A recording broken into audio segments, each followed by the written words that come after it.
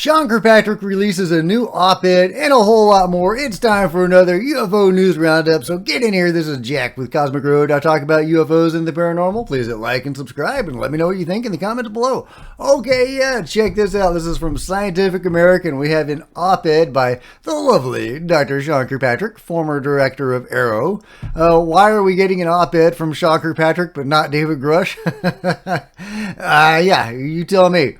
We need to investigate UFOs, but without the distraction of conspiracy theories. Okay, UFOs without conspiracies.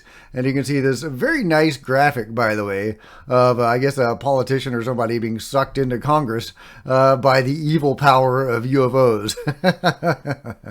Little else titillates and piques the national interest like UFOs and space aliens. After more than a century of films featuring intelligent creatures from other worlds, and over 7 decades after the U.S. government began investigating them, UFOs remain a flashpoint for conspiracy theorists and science deniers. By any name, UFOs or U.A.P. conjure the most vivid images in plots allowed by Hollywood and novels alike. Who doesn't want to believe? However, reality, as convenient as it can be, remains fundamental. In 2022, Congress found the courage to put into law the creation of AARO, jointly managed by the DoD and the ODNI. Its mission is quite straightforward. Apply an unbiased scientific method and intelligence tradecraft to review existing information on data on historical UAP and investigate new data as these are provided to the office from military, federal, state, and local entities as well as private citizens. Yeah, blah, blah, blah, blah, blah. Yeah, there we go. Okay. Many outside observers have criticized AARO as supposedly part of a continuing government cover-up of the existence of aliens. Interestingly, they have not provided any verifiable evidence of this, nor are some of the more outspoken willing to engage with the office to discuss their positions or offer up the data and evidence they claim to possess.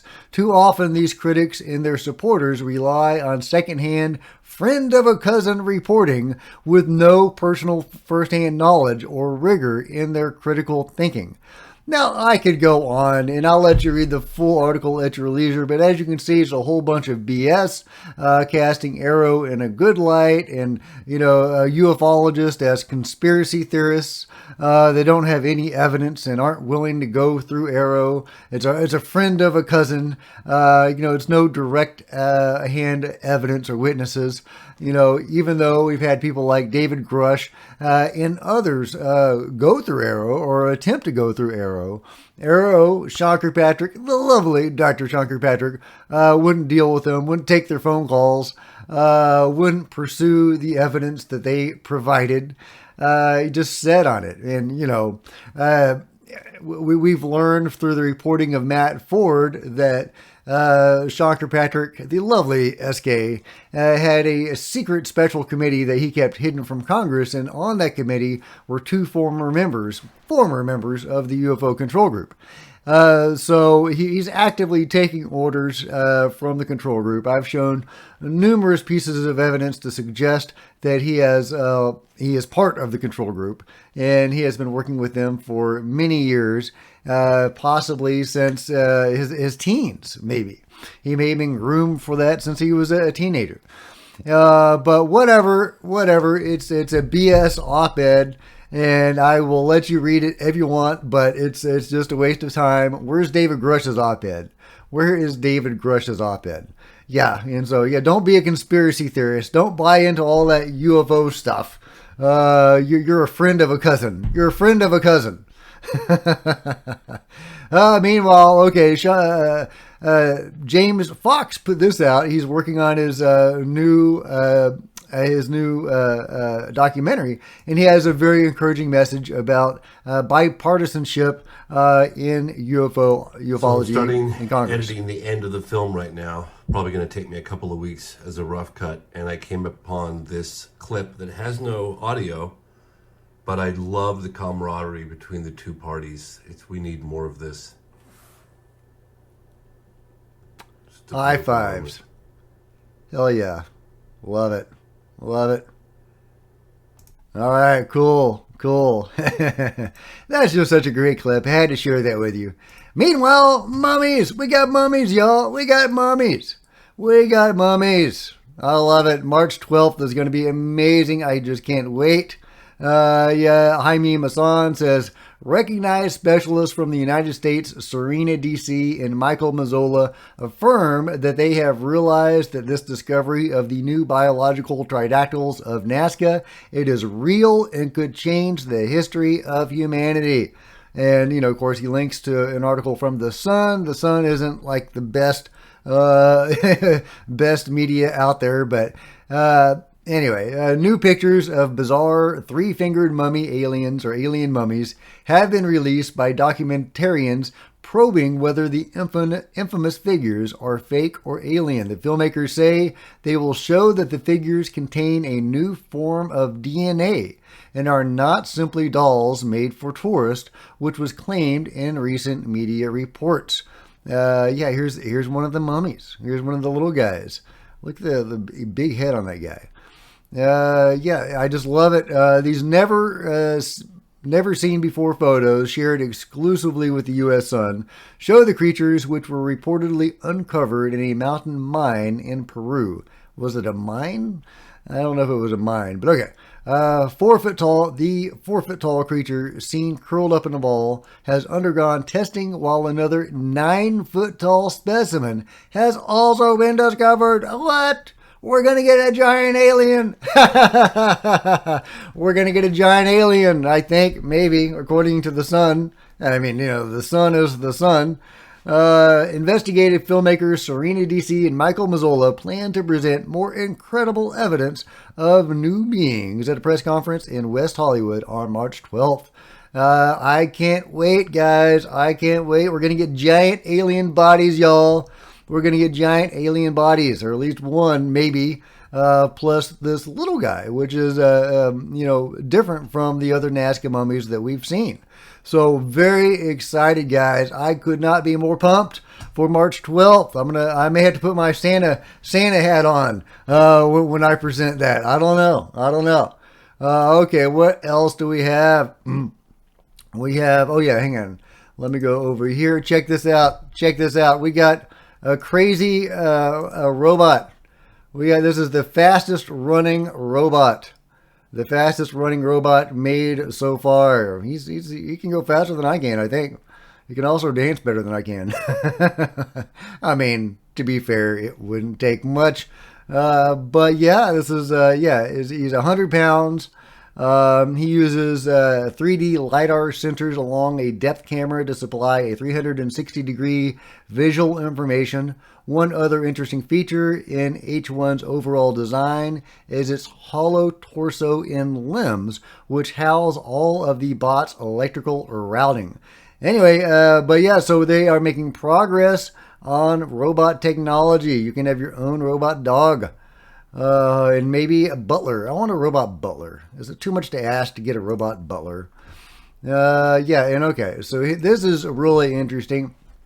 You know, I talk about the giants sometime and the Smithsonian cover-up of the giants, which I think is probably tied into the UFO cover-up. Well, Greg Little, or Dr. Greg Little, who is a researcher of the giants and also of Denosovans, disagrees. He disagrees. He thinks the Smithsonian cover-up has more to do with racism, and he wrote a book about Denosovans. And he's you know, very interested in that research, and he has found evidence to suggest that the Denosovans came over from Asia and Europe into the Americas. And he says this is very clear because Native Americans have 3% Denosovan DNA. And he believes that the giants found in the mounds, the 7-foot-tall giants, were Denosovans or of Denosovan ancestry, and that they were an advanced race, and they were the lords of the peoples of the time, and that it was when the Smithsonian was excavating the mounds, they found these giants, and it didn't comport with the racist views of the Smithsonian at the time, and so they hid that evidence. So I think that's very compelling, and he's done a lot of research to back that up. However, he doesn't talk about the fully intact giant specimens that were found by other people, independent archaeologists, and etc., and that delivered those giant remains to the Smithsonian. And that they went missing or were declared fakes, even though they weren't fakes. My favorite is that great one where you can see the two guys standing in front of the giant remains that still has flesh on it. And the Smithsonian said it was made out of gelatin. Gelatin is used in very small amounts to fill in missing gaps in a fossil. You can't use it to make a giant, and it wouldn't look very good if you did. So a very weak excuse from the Smithsonian, but also some very interesting research by Dr. Greg Little about the Denisovans and how they may have been the giants, and may have had a high place in the society of the peoples of the time, which would be really interesting if any of that has a UFO connection or an alien connection. Maybe it does, maybe it doesn't. But it's very fascinating nonetheless. Okay, what else we've got? We got some good stuff. Yeah, okay. Yes, this is interesting. This is interesting. Okay, so did Anna Paulina Luna and Matt Gaetz see images or a video of an alien being in a secret meeting in Congress? Well, we've already seen Jeremy Corbell throw some cold water on that, right? George and Jeremy both threw some cold water on that idea.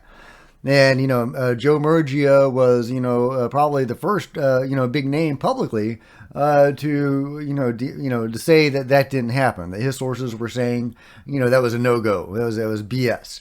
And then, Jeremy and George came out saying the same thing.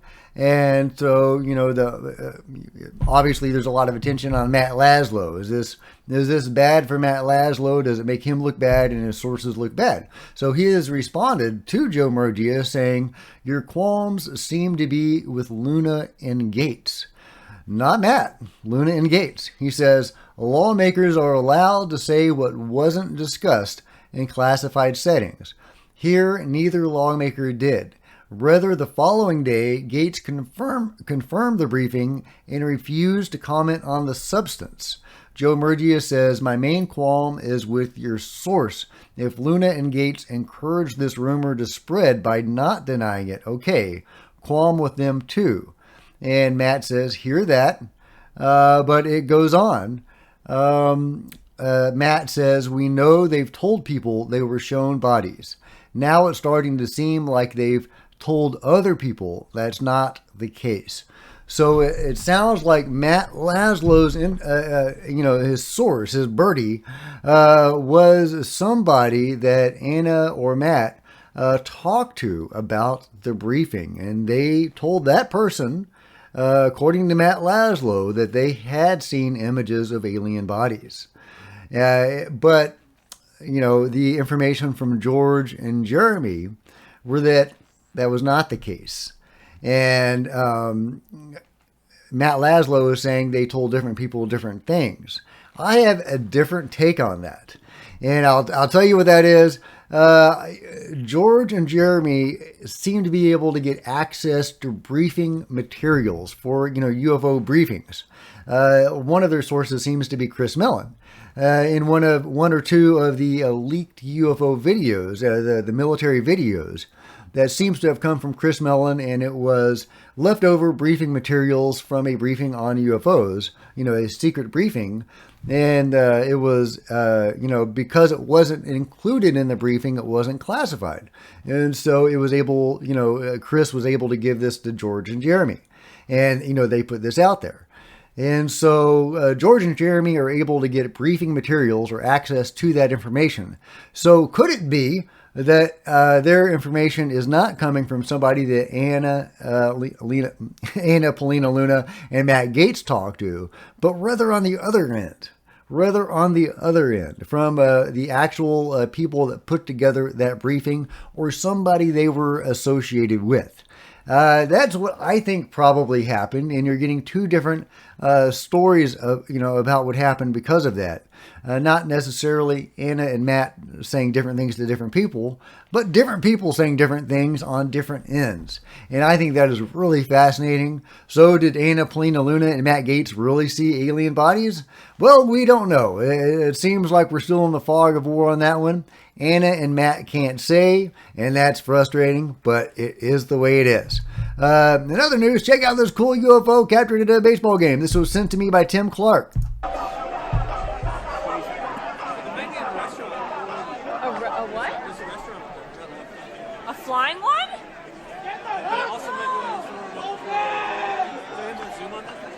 I can't zoom. Zoom in, zoom. You can do it.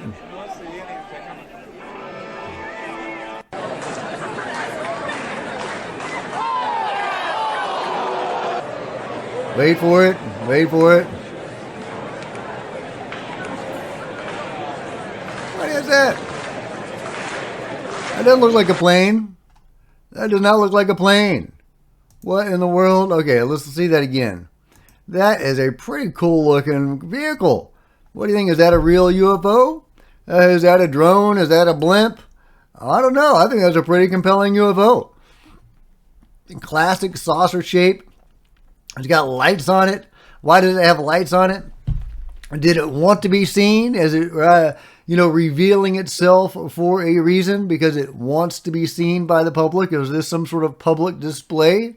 Or do aliens just like baseball? It's got, hot, peanuts. What's not to like? Well, let me know what you think about that video and everything else covered today in the comments below. And if you've enjoyed this video, please give me a big thumbs up. I'd sure appreciate it. Smash the like button and the subscribe button and the bell to be notified of future videos. You don't want to miss a thing. Join me on social media, Facebook, Twitter, links below. Love to see you guys there. And if you wanted to support Cosmic Road in an even bigger way, please consider grabbing a coffee mug or a t-shirt in the merch store or by becoming a channel member. Channel members are rock stars, and I really appreciate you guys' support. Thank you so much. Meanwhile, there are plenty of other videos on the channel, and I'll see you guys next time. This is Jack with Cosmic Road, signing out.